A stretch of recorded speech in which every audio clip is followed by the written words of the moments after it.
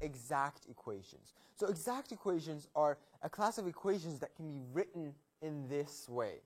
Now, being able to tell whether an equation is exact or not is a little more subtle than just looking at it and looking for a couple characteristics. You actually have to do a little bit of calculus to figure out if an equation is exact or not.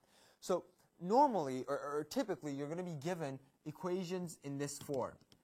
Some stuff plus some other stuff times y prime is equal to 0. And in order to be able to figure out if this equation is exact or not, you're going to do the following. You're going to assume that this is some function's partial with respect to x, and this is some function's partial, that same function's partial with respect to y, or this. Basically, you're going to assume it's of this form. In other words, this guy is some function's partial with respect to x, and he's some function's partial with respect to y. Now, if you remember Young's theorem from Calc 3, it said that if you take something's partial with respect to x and then y, that should give you the same thing as if you took that function's partial with respect to y and then x. Okay? So what we're going to do is we're going to take this guy's partial with respect to y and his partial with respect to x, and we should arrive at the same expression. If we don't, we know that that these two didn't come from the same function. In other words, our equation isn't exact. Okay? But if it is, then we're basically one step away from solving it.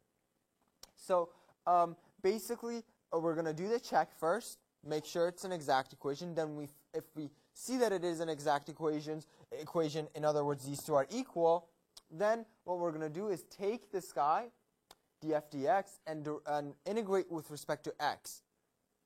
If we do that right, we're going to arrive at an expression that's basically very close to f. But it's lacking terms that were just in terms of y. Okay?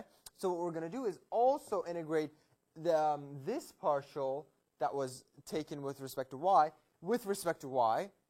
to sort of reverse that effect of the taking the derivative, and then we're going to end up again at an expression that's very close to f, but it's lacking terms that were solely in terms of x.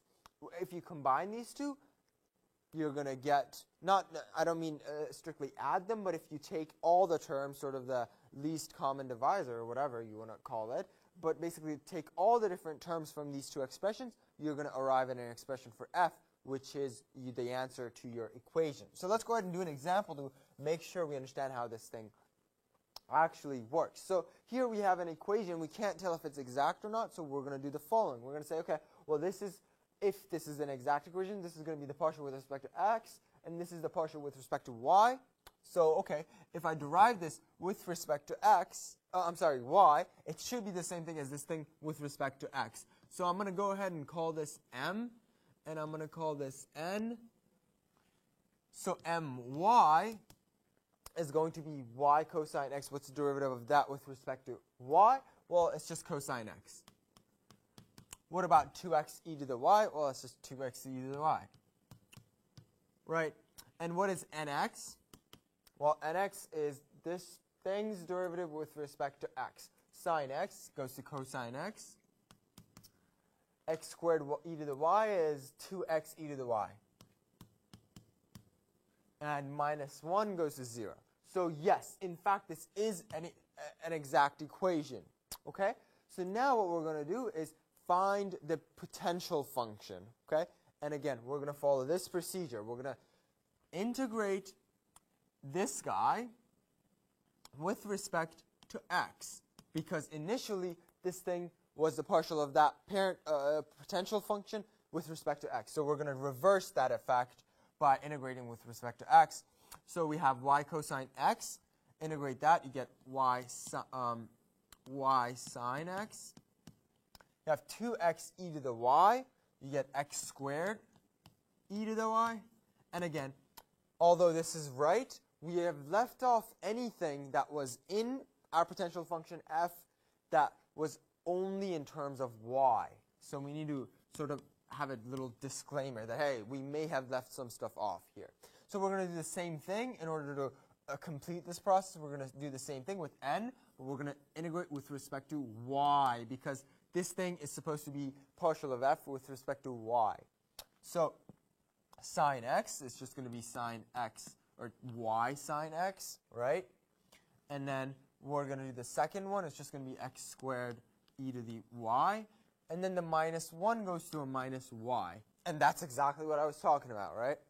And we're going to also put a disclaimer that we may have left some stuff that was just in terms of x, but we didn't, okay? So in this case, this is just 0.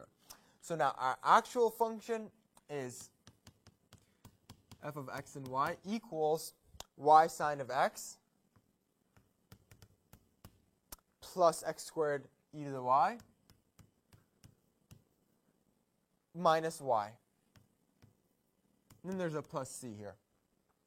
Now, one thing to note is if you start getting things that are different. So if I had y times sine of the x and I had y squared sine of the x here, that's a clear mark that, hey, I did something wrong. I need to go back and make sure, because I cannot have terms that have both x and y that do not corroborate each other, okay? If a term has both x and y in it, it has to be the same in both this and this integral, okay?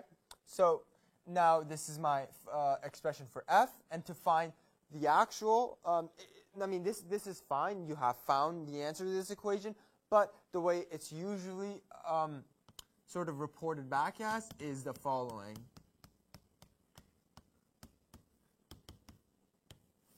You just take the c to the other side and sort of report it as some function equals some constant, where that constant could be anything. Okay, so there you have it. That's treatment and solving an exact equation. It's not hard. It really isn't, but it's going to be much harder if we're given an equation that's not exact. And we're going to do a video of that, actually the next video. So there you have it.